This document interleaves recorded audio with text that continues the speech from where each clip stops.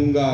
जनाब reverend David जान आसी साहब जो हैं वो आएंगे और आज के इस प्रोग्राम के हवाले से कलाम खुदा पर रोशनी डालेंगे। जनाब पास्टर डेविड जान आसी साहब।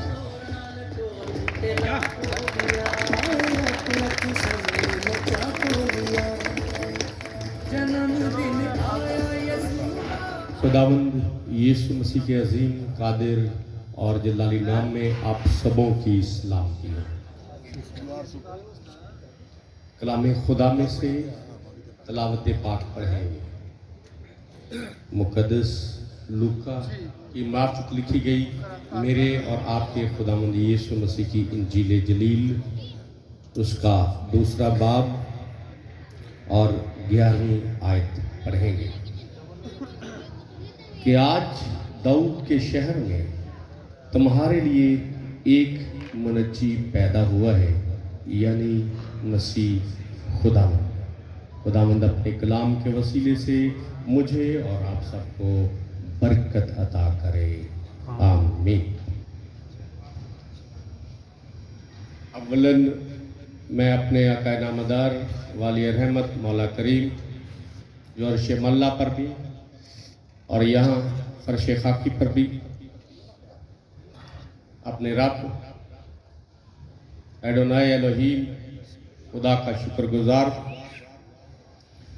और सानियन जनाब मोहतरम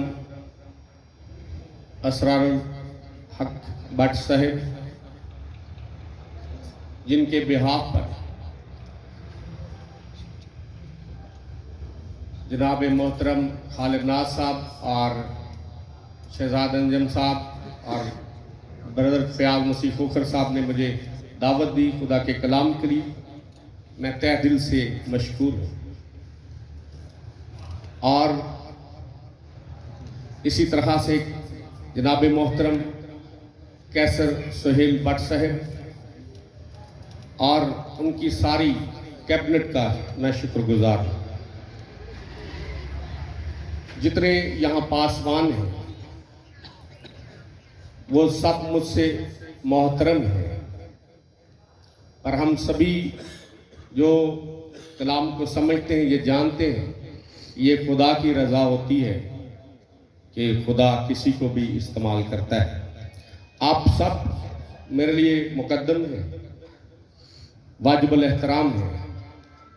और आज मैं कोई मुबालगा आराई से बात नहीं करने वाला,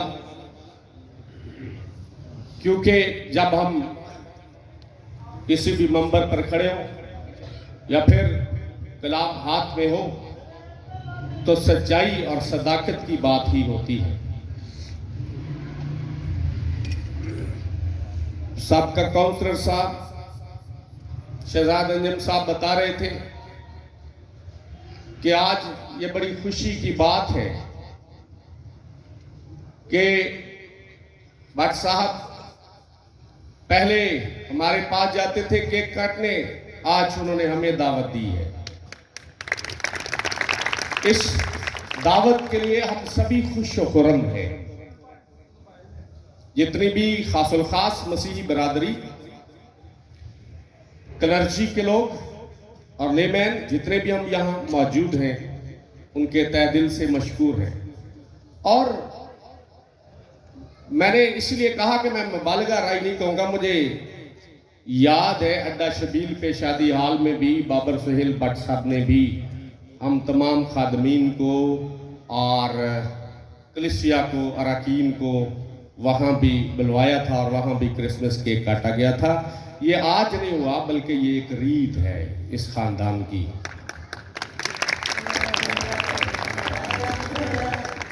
आज जो तलावत पाक हुई है, इसके लिए खुदा की शुक्रगुजारी करता हूं। एक ही आयत करीमा आपके सामने पढ़ी गई है और आयत है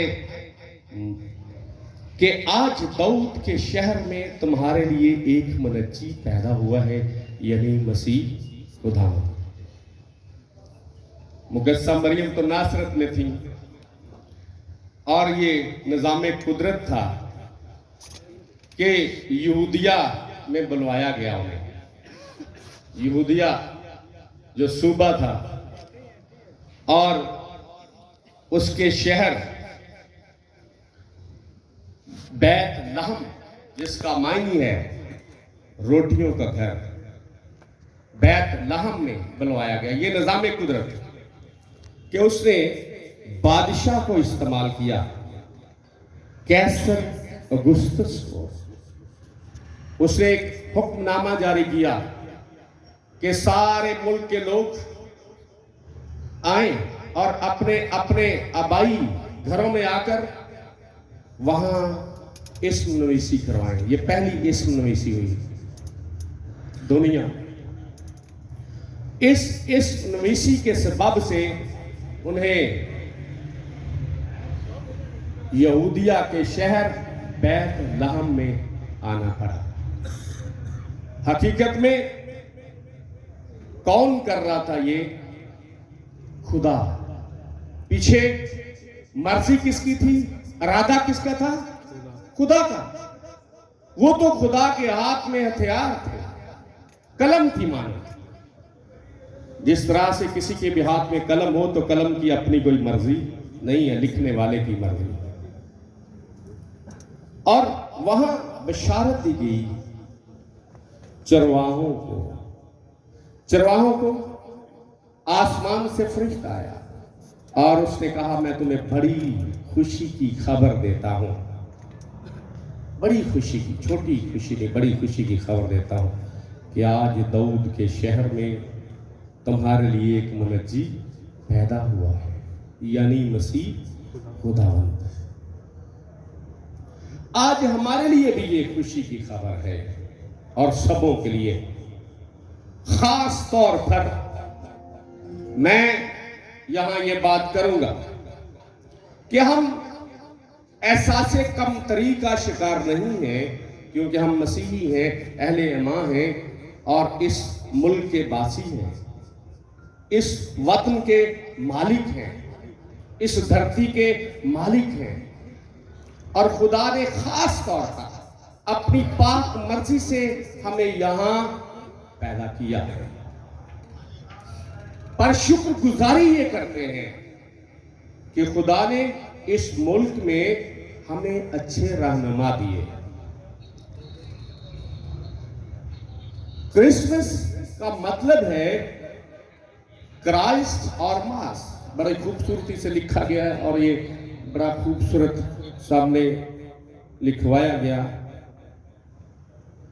हैप्पी क्रिसमस यानी क्राइस्ट मास। क्राइस्ट मसीह, मास कुर्बानी। हकीकत में इसका मतलब है कुर्बानी मसीह का दिन। पैदाइश का दिन है कुर्बानी मसीह का दिन। मास, जब हम पाक मास कहते हैं तो इसका मतलब है पाक कुर्बानी। तो क्राइस्ट मास कुर्बानी मसीह का दिन। और ये किन तक पैगाम पहुंचा? चरवाहों तक, रद्द किए हो, जो रद्द किए, माशरे के रद्द किए हो, कटे हुए माशरे से अलग थलग। आज भी मैंने पहले कहा, हम एहसासे कमतरी का शिकार नहीं है, क्योंकि इस मुल्क के बासी हैं, पर शुक्रगुजारी करते हैं इस बात के लिए कि हमारी मुस्लिम बरादरी इस मुल्क में हमें पूरा तहफ़्फ़ुज़ देती है और हमें इस तरह से इनवाइट करती है अपने घरों में, अपने डेरों पर क्रिसमस केक काटने के लिए। इस बात के लिए हम तहे दिल से मशकूर हैं। और आज देखें, ये कलाम तो चर्च में सुनाया जाता है, कलीसिया में सुनाया जाता है। आज मुझ समेत आप सभी हैं और भट्ट साहब और जितने उनके गार्ड्स हैं यहाँ मोहल्ले में और जहां जहां तक ये आवाज जा रही है डेरे में, सभी इस कलाम को सुन रहे हैं। और ये कौन करता है? जिसका सीना चौड़ा हो, खुले दिल वाला बंदा। और इस बात के लिए शुक्रगुजारी हो, क्रिसमस का मतलब भी यही है, शेयर करना। केक काटने का भी मतलब है शेयर करना, दूसरों को हिस्सेदार बनाना। जब केक पर छुरी चलाई जाती है तो हम अपने दिल पर छुरी चलाते हैं और दूसरे का ख्याल रखते हैं। क्यों दूसरे के मुंह में केक डालते हैं? कि हम अपनी नहीं बल्कि दूसरे की बेहतरी चाहते हैं, अपनी नहीं बल्कि दूसरे की बेहतरी चाहते हैं। और ये वाहद केक है जिस पर मोमबत्ती नहीं जलाई जाती, मोमबत्ती नहीं जलाई जाती। जब केक पर मोमबत्तियां जलाई जाती है 1 साल 2 साल, तो जो केक काटने वाला होता है वो फूंक मारता है। उसका मायने क्या है कि जो उसकी उम्र है खुदा के हुजूर कुल, उसमें से इतने साल बीत चुके हैं। 1 साल बीत चुका है, 2 साल बीत चुके हैं, 3 4 5 10 साल बीत चुके हैं। अब उसे पता नहीं है, लेकिन उसकी उम्र कम हो रही है, एक तरफ बढ़ रही है, दूसरी तरफ कम हो रही है। लेकिन इस केक पर मोमबत्ती नहीं जलाई जाती, वो कल आज बल्कि अब तक यकसा है। वही हमारा मुनज्जी है। खुदा मुझे और आपको इस कलाम के वसीले से बरकत अता करे। अब हम इस कलाम